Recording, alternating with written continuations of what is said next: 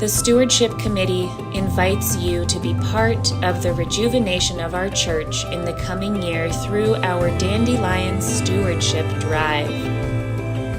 Thanks to your contributions, we'll be able to promote our programs such as a rich children's ministry and small groups for adults, the pantry and the shelter which are housed in our building, our community garden and prairie, continuing virtual services on Sunday morning, and so much more. We are so grateful to be on this journey with you. Grateful for your help as we continue to support each other, grow together, and plant the seeds of a new world.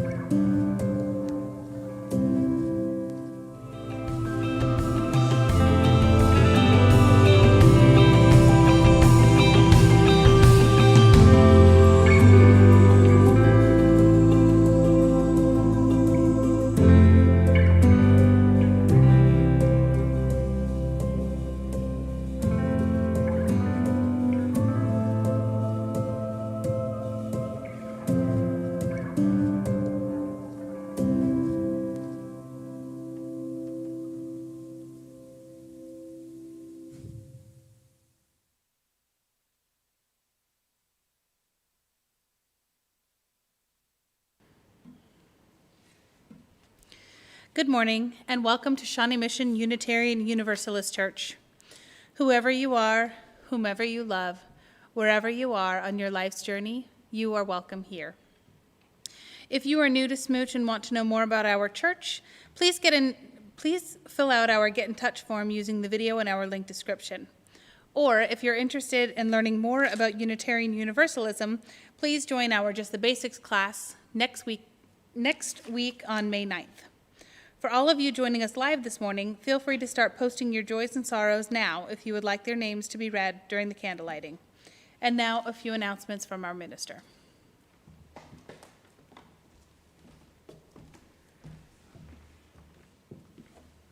Good morning. I'm Reverend Rose, the minister here at SMUUCh. It is a joy to see you and an honor to be broadcast into your homes.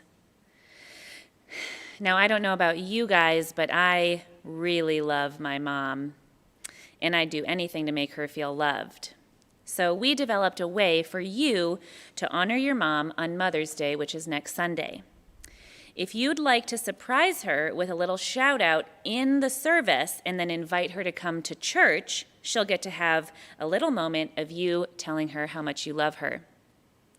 Keep it between 15 and 30 seconds. Just a moment to maybe even honor her memory. Share a special thing that you love about her, etc., etc. The deadline is Wednesday, and you can look in your email for a link to a Google Drive to put your videos in. Next, please join us for a listening session from the Reopening Committee today at 1 p.m. The link is in your weekly email. The congregation and the leadership, the board, and the reopening committee are just here to listen. What would make you feel safe to come back to church? What are your wishes for in-person gatherings at church? Where are you in your journey? Next, the Donate the Plate this month will be going to Real Justice Network, which is a grassroots group dedicated to survivors of domestic violence and those affected by all forms of social injustice. They are familiar to us as a church because they worked closely with Black Lives UU when the General Assembly came here to Kansas City. The children chose this Donate the Plate for us, as they have chosen the last few as well, and we humbly follow in their footsteps, giving to the charities of their choosing. Speaking of children, I'm happy to announce that the Hogwarts School of Magic and Fun is open for applications. We will have a hybrid Hogwarts this year, July 21st through 24th. Wednesday and Thursday are online, and Friday and Saturday are outside here at church, field day style, which I think could make Quidditch even more fun. But if you're not a kid, have no fear. Small groups are still open, and we are ready to invite more people into the beautiful meaning making that we've seen taking place in our small group ministries program. And now I am glad to let you know that the Stewardship Committee is here with us today. David Houston himself, who is the chair of the Stewardship Committee this year, is here to give us an update and some good news.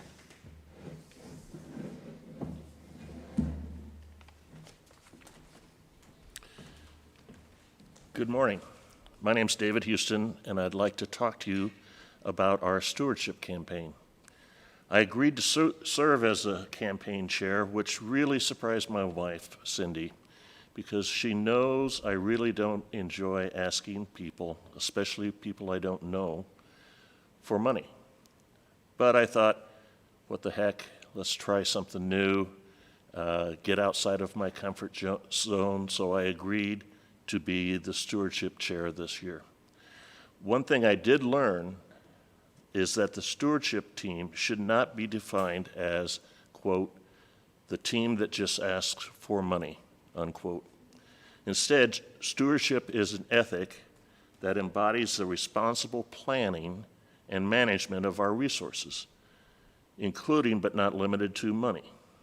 The concept of stewardship and being a good steward can be applied to environmental issues, nature, economics, health, property, information, theology, and cultural advancement, and so on. SMUUCh embraces these concepts of stewardship. That's the reason my wife and I appreciate the mission of church. It's of SMUUCh. It's a good steward of resources that supports and advances our members and our community. Therefore, I'm not the chairperson of the stewardship campaign. I'm just the chair of the, quote, campaign that asks for money. And being successful at asking for pledges part, it lets SMUUCh be a good steward of our projects and missions. And now, the numbers part. Current number of pledges is by 144,000, I wish, 144 households is $344,522. There's still about 40,000 that was pledged last year that has not been turned in for this year's pledge. So what we're hoping is that those who have not pledged yet will take care of it as soon as possible. Based on comments from members that spoke to the stewardship campaign members, many are going to make their pledge, and they really appreciated being reminded that it's something they needed to take care of.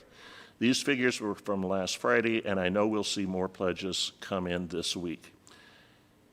As I've said to members, it's important to submit a pledge regardless of the amount so that we can change our proposed budget to a working budget. Even more encouraging to me is seeing that only 14 households reduced their pledge this year, while 119 households increased or maintained their pledge level.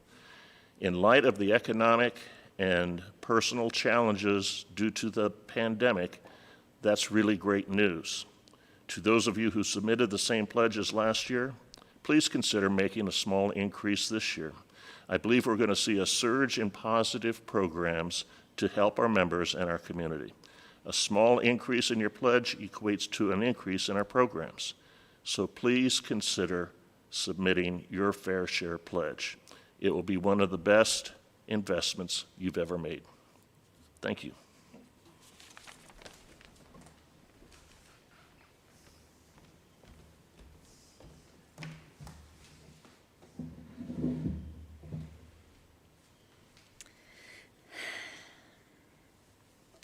Hopefully, the stewardship campaign will be all wrapped up in a few weeks, and to celebrate, I am pleased to invite you to join us here at church for our first open event in over a year, an all-church picnic and talent show. We have it planned for June 5th in the evening, rain check June 12th.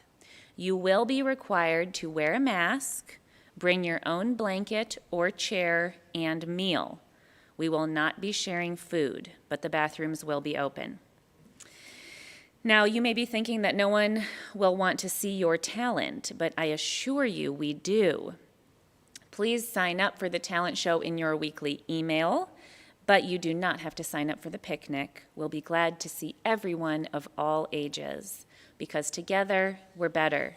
Together we are a courageous church, a courageous globe.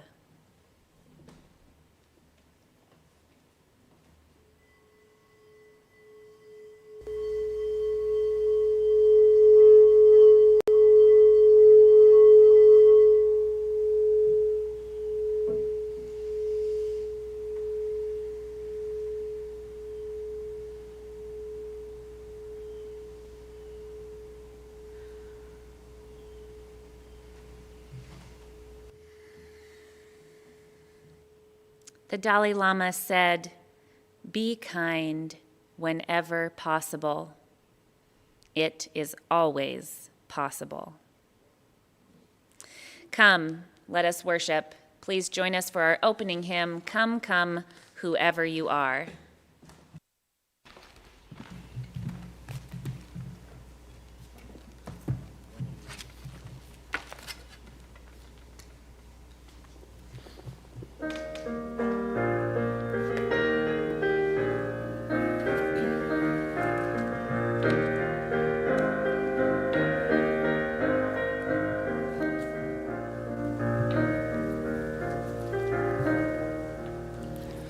Come, come, whoever you are, wanderer, worshiper, lover of leaving. Ours is no caravan of despair. Come, yet again come. Come, come, whoever you are, wanderer, worshiper, lover of leaving. Ours is no caravan of despair. Come, yet again come. Come, come, whoever you are, wanderer, worshiper, lover of leaving. Ours is no caravan of despair.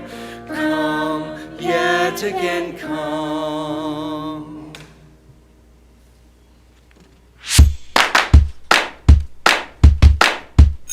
It's chalice lighting time!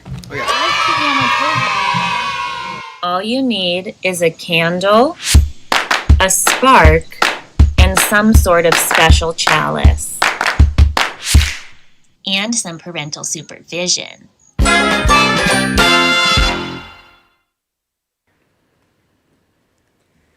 Please join me as we light our chalice and affirm that love is the doctrine of this church.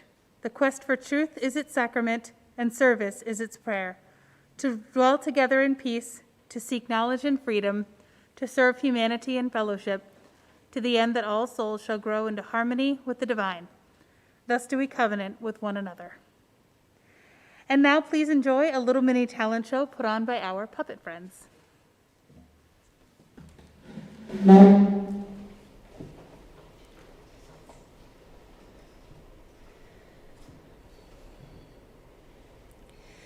Good morning. I would like to introduce 3 puppet friends this morning who are here to share their talents. Our first act today is Piglet the Possum. Welcome, Piglet.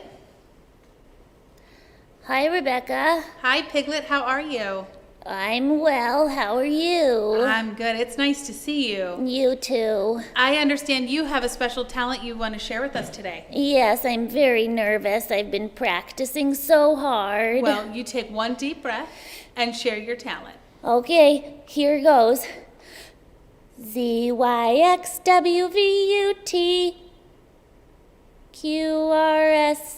Oh, no, I have to start over. Okay. That's okay. ZYXWVUTSRQPONMLKJIHGFEDCBA. Wow, Piglet, that is a really impressive talent. Well Thank you. done. Thank you for sharing with us. Bye. Bye. Up next, we have a new friend of the SMUUCh community. His name is Franklin the Hippo. Welcome, Franklin. Hi, Rebecca. Hi, Franklin. How are you? Oh, I'm good. I'm glad How to are hear it. you? I'm doing well, thank you. Oh, good. I understand you have a special talent to share with us. I sure do. And what would that be? I can pass gas on demand. Do you want to see me do it? Yes, we do. Okay, here we go. Let's hear it. That was great, right? That was great. That was good, Franklin. Thank you. Thank you. We appreciate you Who sharing. wants an encore? You know, let's hold that for the talent show on June 5th. Oh, are you sure? Yeah. I mean, you don't have to like hold it, but let's let Squirrely get a chance Reverend too. Rose asked me not to do this, but here I am anyways. Bye, Rebecca. Bye, Franklin. And our last contestant today is Squirrely. Welcome, Squirrely. Hi, Rebecca. Hi, Squirrely. How are you? I'm good. How are you? I'm doing well. What is your special talent? Well, I've been practicing my accents, which is super punk rock. And What kind of accents do you like to do? all kinds, but I've been practicing my Minnesota accent. Minnesota. That is super punk rock. Yeah. Can you use your Minnesota accent to tell us a little story about your village of St. Olaf? Oh, my village of St. Olaf, you mean? Oh, well, we have a lake that we like to go canoeing on, Sure. and they have lots of people there who are real funny to be around. The punk scene is just really taken off in St. Olaf, which is why I like to reside there. It's a paradise, an actual paradise for punks. Okay. Yeah. Well, thank you for being here today to share that with us. Oh, you're welcome. Yeah.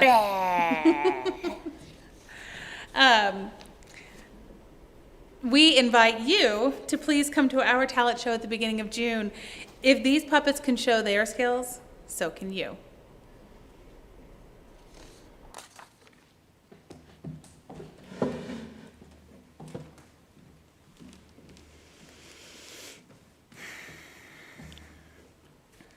This is the time where we expand the caring love of our community, where we draw to heart and mind those in our midst who are struggling and those who feel the sweet relief of their burdens easing. So, because we just watched something funny, I'll invite you to just take a minute to take a deep breath and center in. Today, we draw to mind the people of India who are suffering greatly under the pandemic. They're going through stuff that we've gone through, the cases skyrocketing, full beds, lack of vaccines. Our hearts go out to all who have lost loved ones and fear for their lives. And as the global cases rise, we remember that we must continue to be vigilant, get vaccinated if we're able, and to just breathe deeply, spending time outside and being careful with our risk assessment, but still taking care of ourselves and chasing after our peace. We also breathe a sigh of relief with the city of Minneapolis and the global stage, which watched the enduring trial of a police officer, Derek Chauvin. My wife, Anna, and I were able to go to the George Floyd Square on the day of the verdict, and we were both struck by the beauty of the area around where he was killed. It was a sacred place, adorned with flowers and cloths and gifts.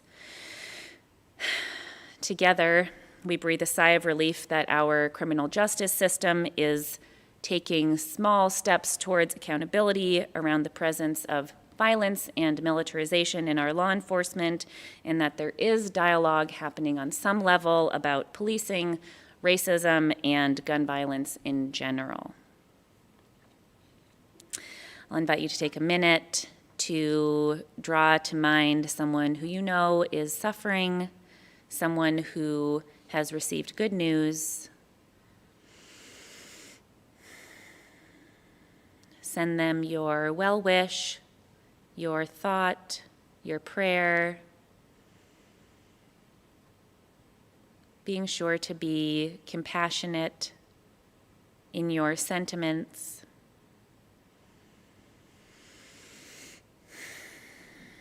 As always, we rejoice over the exquisite beauty in this world, as small or life-changing as each piece of beauty might be. And now please comment in the comment section of the live chat your joy or sorrow. Remember, this moment of sharing happens online and remains public for all viewers joining us today. To bring us further together in the beloved community, we will read aloud some of the posted joys and sorrows while I light the candles.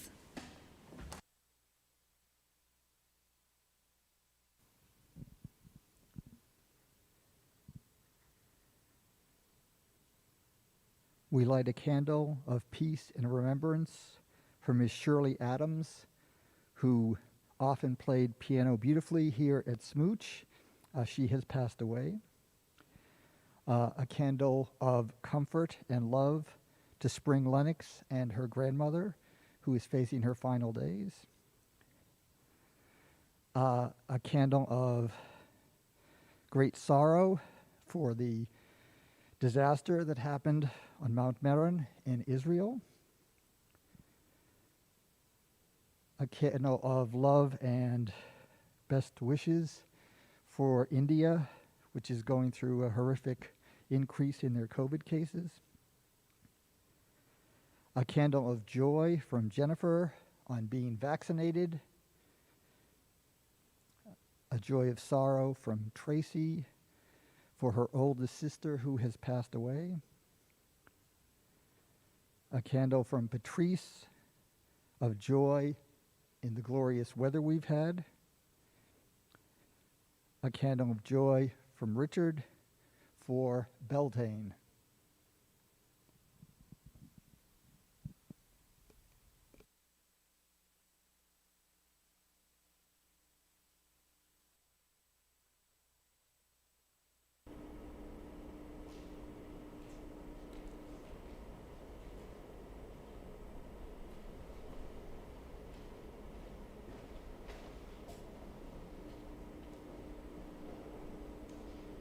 I learned this week about a young person in our congregation who is but 15 years old, named Matthew, who sits his entire family down on Sunday mornings because he wants them to meditate. It can be hard to meditate at home by yourself, but let us find solidarity in our togetherness, knowing that across the land, people are settling down for a peaceful moment with you right now, all of us together. Come, let us meditate. Please close your eyes. Breathe in through your nose, out through your mouth. Put your feet flat on the floor, and I'll invite you to take 5 deep breaths as you breathe in, breathing into your heart space. As you breathe out, letting all of your anxiety, your woes, your confusion just melt into the earth.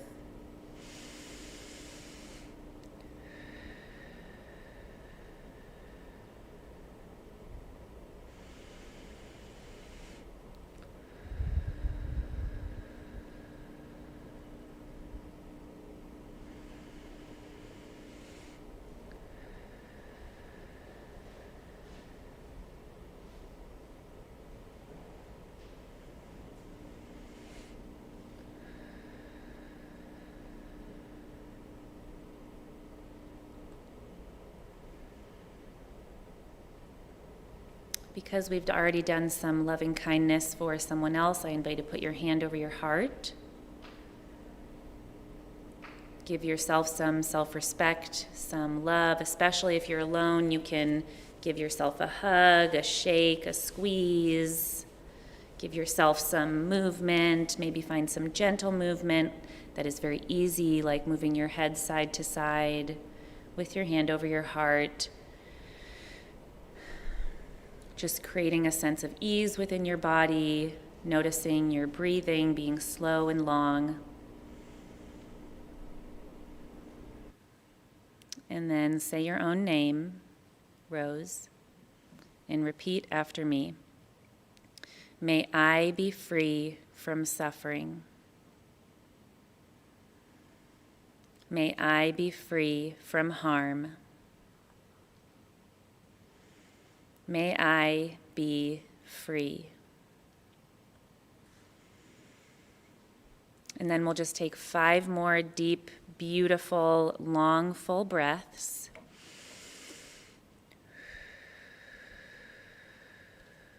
Letting the corners of your lips turn up, enjoying this moment.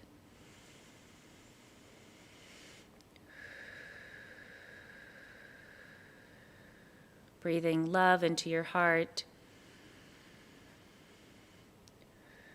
Letting all your anxiety and tension melt away.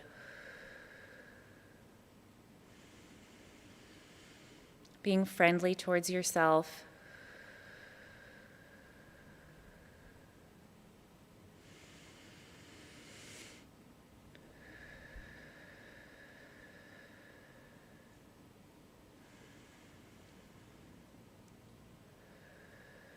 And then finally, I invite you, with your hand over your heart, to make a commitment to yourself. It doesn't have to be big. It doesn't even have to be formed into words. If that's too concrete, just give yourself that sense that you will continue loving yourself. You will continue trying. You will keep pushing forward on the path of your own callings and wonderment and spiritual wellness, which is also your physical, emotional, psychological wellness. Let the corners of your lips turn up. You may open your eyes, and now please enjoy us singing to you the fire of commitment.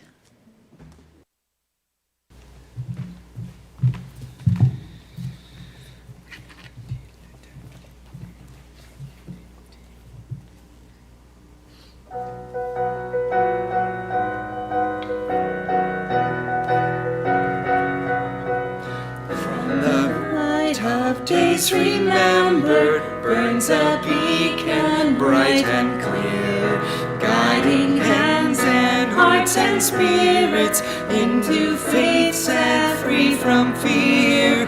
When the fire of commitment sets our minds and souls ablaze, when our hunger and our passion meet to call us on our way, when we live in deep assurance of the flame that burns within, then our promise finds fulfillment and our future can begin.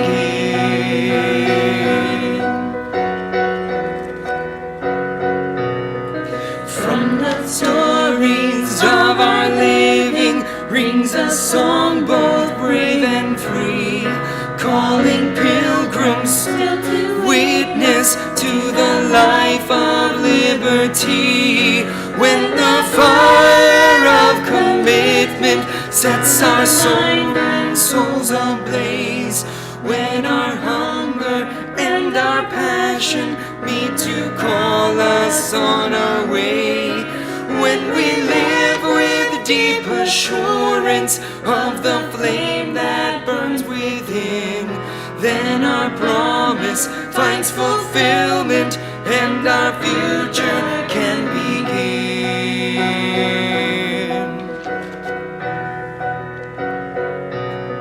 From the dreams of youthful vision comes a new prophetic voice, which demands a deeper justice built by our courageous choice. When the fire of commitment sets our minds and souls ablaze, when our hunger and our passion meet to call us on our ways, when we live assurance of the flame that burns within.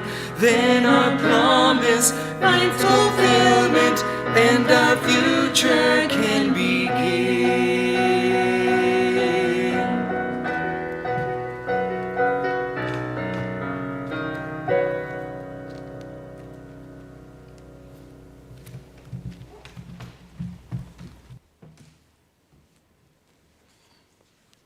Our strongest gifts are usually those we are barely aware of possessing.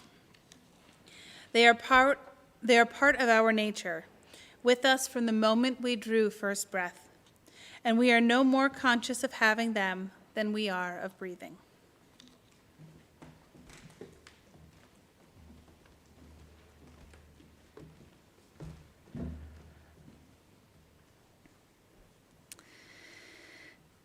Our society is like a woven fabric, each of us tied together by threads. Some of these threads are strong and bold, bright currents in the fabric. These are the ties to our families, close colleagues, best friends. But surrounding each of us are also thousands of little threads, weaker threads, which together do the work of actually holding us up. Now, these strands are woven by compassion. Each time we bond to one another, each time we extend our compassion to another or feel compassion from another, a little thread is woven and we are more deeply held. Now, this beautiful fabric, which is our social lives, has been damaged this year. The pandemic has taken a pair of scissors and cut up our web, just gone willy-nilly and dashed so much of the fabric of our lives. People have died, systems have shut down, resources are cut off, and we have been disconnected from our communities. I feel confident that every single one of us has gone through the damaging effects of isolation this year. Especially now, so many people I know are overcome by a sense of helplessness, that feeling that we do not perhaps have what it takes to do what we know must be done, that the things we must face in this life are somehow insurmountable. There is that sense of powerlessness. I also know that things have happened this last year for all of us that we don't want to relive, and that there have been aspects of ourselves that came out that we don't want to encourage in ourselves. Well, I want to affirm for you and for all of us that you do not have to be the quarantine you. You do not have to stay stuck in the place you have been in. And I want to affirm that the damaging effects of isolation are real and deep, and that the symptoms of being isolated from your community are exactly that sense of powerlessness and helplessness over your own life as well.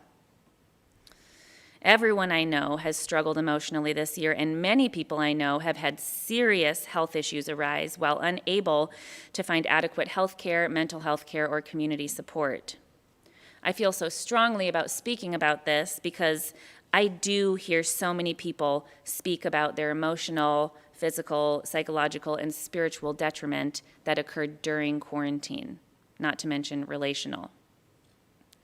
I hear a lot of people now struggling to reevaluate who they are, having seen their shadow sides in quarantine, perhaps having been isolated with their teenagers or in their own poor health. I want to be very clear that the point of my message today is to remind you that not only have we been cut off from our families or chosen families, which is one massive level of isolation, but on another level, we have been cut from those threads, which are the actual fabric of our daily interactions with people whom we may not even know, people who are mutual friends or someone who we used to know. All those little weaker ties mount up over time, and are the way we actually form our identity in relationship with others. These subtle relationships are the way we're held up. They're the way that we gauge humanity, the way we experience being held or known. For we often think that it is in relationship with the people who know us best that we are restored to our best selves and our faith in humanity. But I want to validate for you that being in isolation from the community at large means that a great many more things have fallen for us, unbeknownst to us. I want to affirm that part of what you went through this last year in yourself was precisely because you were cut off from all those little weaker threads that hold you up and support you. Let me tell you a story about the power of a weak tie. Right before the pandemic hit, a friend of mine found out that her mother had a rare form of cancer. Now, her mother is her primary person, a very bright, big, bold thread in the fabric of her life. This sudden shaking of the relationship left her feeling powerless and helpless. But believing that it takes a village, she moved to be near her mother, where she also had long-standing connections with friends, other very bright, bold threads. She moved right before COVID hit, and thus she spent this year working to support and care for her mother through an unbelievably scary time to seek health care. And as for herself, those strong bonds that she thought she would be able to have with her friends, she wasn't able to see them. She found herself in a very bad situation that we all found ourselves in this last year. And then one day, she got bad news. And she got on her bike, and she rode to a place where she often goes, to the river. In her grief and in her daze, and in her place of deep, deep sorrow, she stopped to lock her bike up. Another man who parks his bike there every day passed by and said, "Hey, how are you?" She felt that he had asked genuinely, and so she said, honestly, we found out that my mom's cancer is way worse than we thought today. He looked her right in the eyes and said, "My mom has cancer too."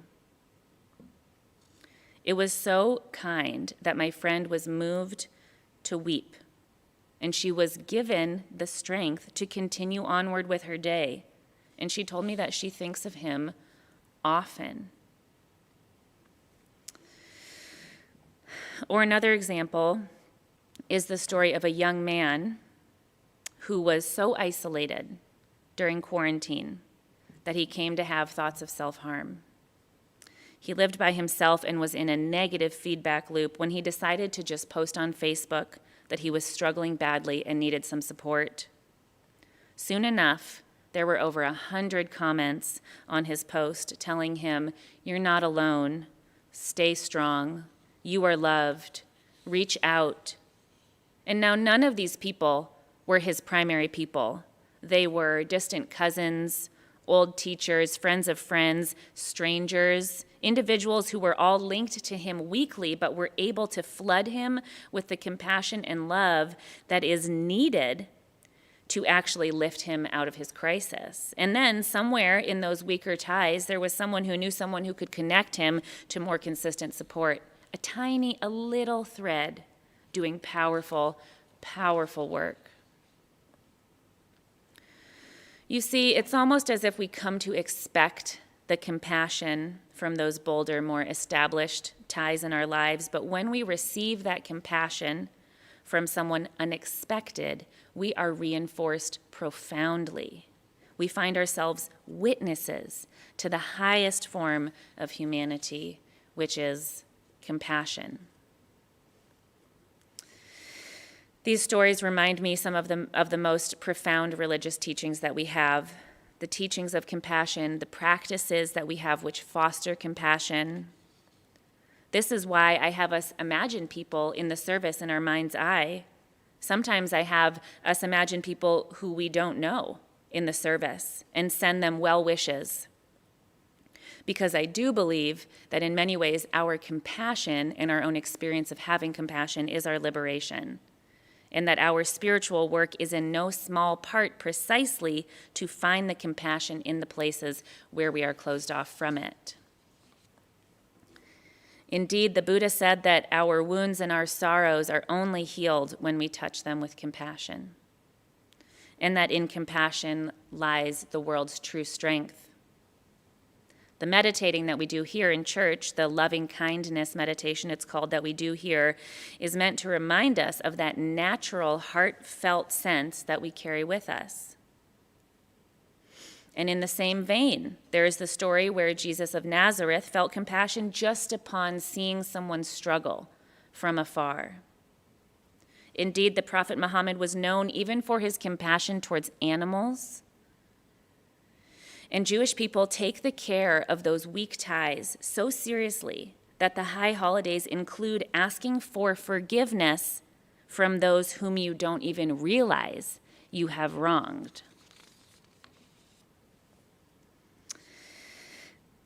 So now I'd like you to take a moment in a second to draw to mind someone who has been this random or a weak thread in your life that has been a source of profound compassion for you, someone with whom you have shared a slim but very powerful moment of humanity. And then we're going to try to do some loving kindness meditation. So to prepare ourselves, we will do a little bit of breathing exercises as we did before, and I'll invite you to really allow yourselves these moments of peacefulness to cultivate compassion. So again, close your eyes. Take 5 deep breaths into your heart space. Take this time to adopt that compassionate stance towards yourself.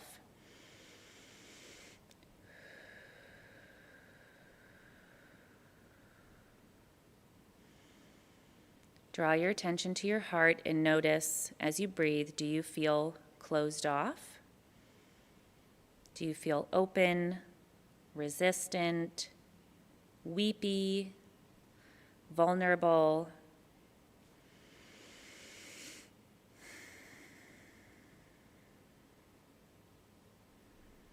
And then draw to mind the face of that person who showed you their humanity and their compassion. Maybe it was all those years ago, just yesterday, someone to whom you were connected. Imagine their face, imagine their smile, feeling the compassion and care that you received from them. Maybe it's an elementary school teacher.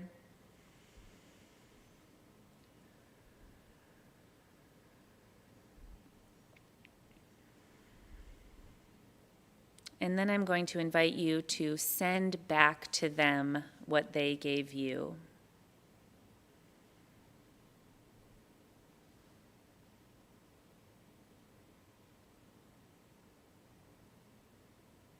Send to them what you yourself need.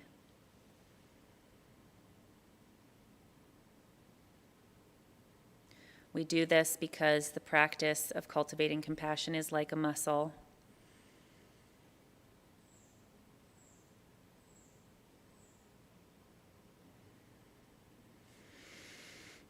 Say their name or lady on the highway, however you can identify them, and then repeat after me.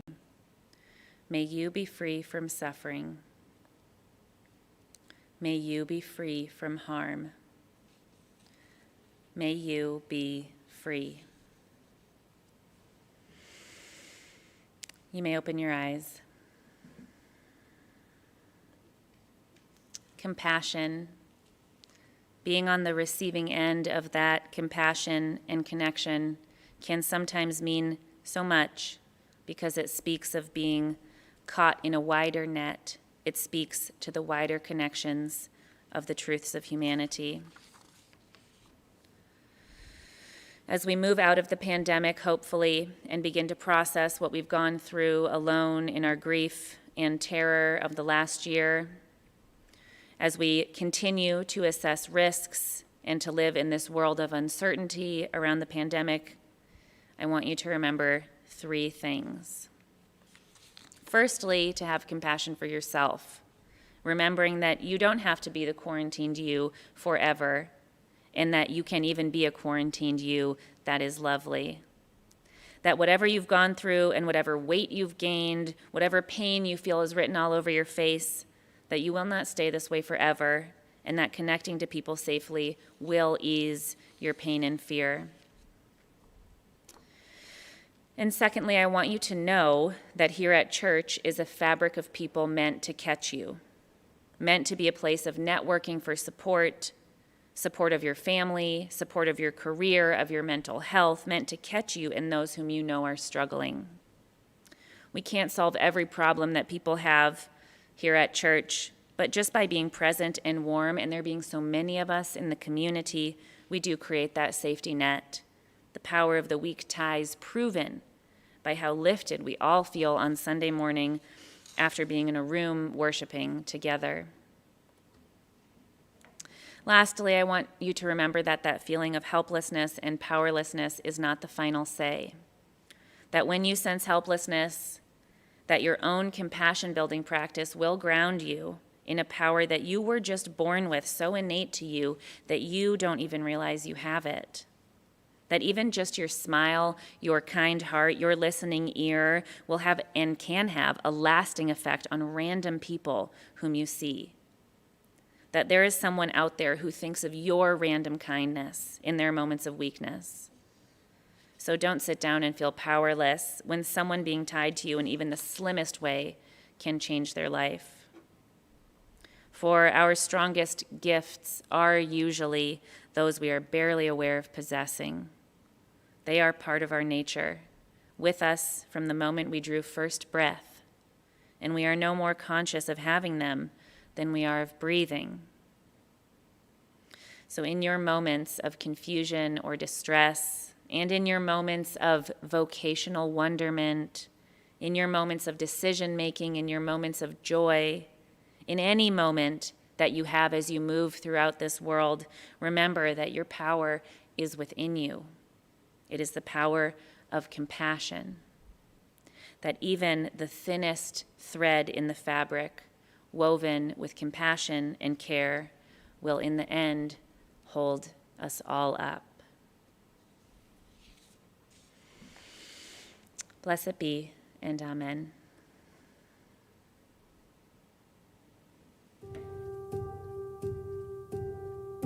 Hi, I'm Frank Strada. My wife Dorothy and I have been members of SMUUCh for about 11 years now. We joined because we wanted to make a connection to like-minded folks and to give ourselves opportunities to serve our community. The big question, though, is why are we still here? Well, let me list some reasons. Sunday services and fellowship, facilities committee, men's group, soul matters small groups, Plato's Cave philosophy discussion group, personnel committee, nominating committee, SMUUCh board of trustees, science group, and volunteering for the Cross Lines Food Kitchen and for the SMUUCh Food Pantry. Regardless of the depth of our involvement in each of these various activities, they, as a whole, show not only our commitment and service to SMUUCh and to the community, but also how SMUUCh serves its members and the surrounding community. So Dorothy and I will continue to support SMUUCh because to do so helps us live fulfilled lives and is indicated in the second principle of Unitarian Universalism to promote justice, equality, and compassion in human relations. Thank you.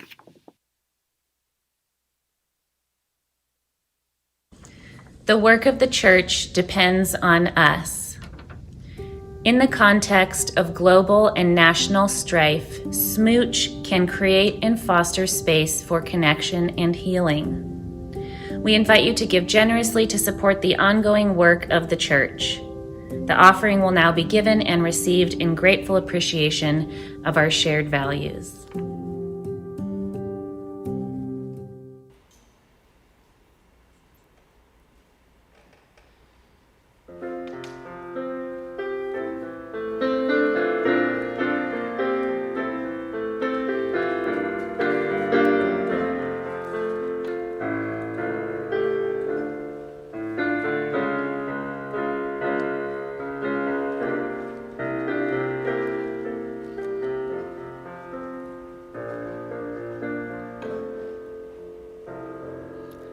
I see trees of green, red roses too. I see them bloom for me and for you, and I think to myself, what a wonderful world.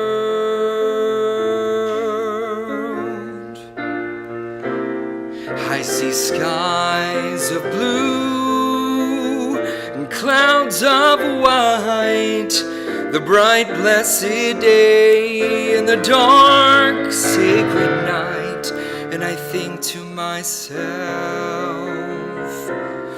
what a wonderful world. The colors of the rainbow, so pretty in the sky, are also on the faces of the people going by. I hear friends shaking hands saying, how do you do? They're really saying, I love you. I hear babies cry, I watch them grow. They'll learn much more than I'll ever know. And I think to myself, what a wonderful world. Yeah, yeah. Yes, I think to myself, what a wonderful world.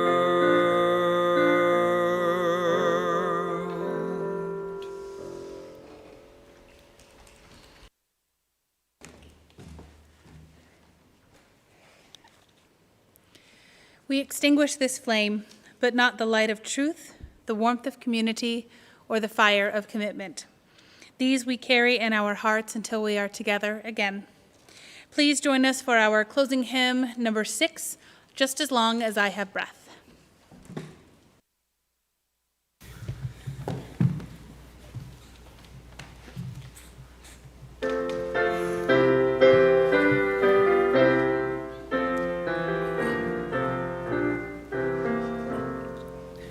Just as long as I have breath, I must answer yes to life.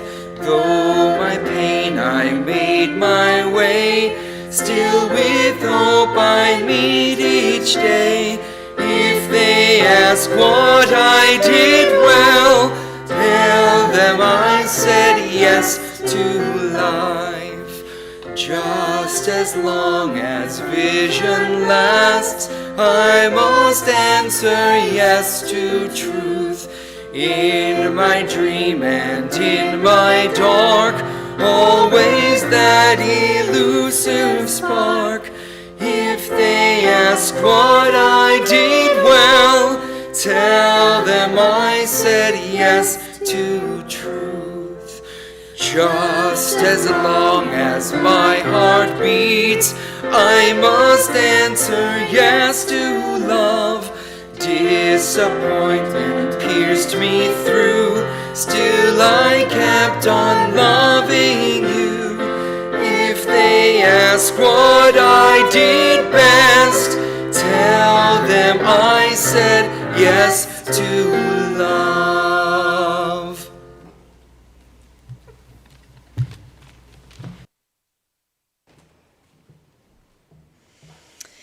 This week, I invite you to be more compassionate. Notice the places where you do not have compassion and work actively to build compassion towards those people and yourself. Go in peace.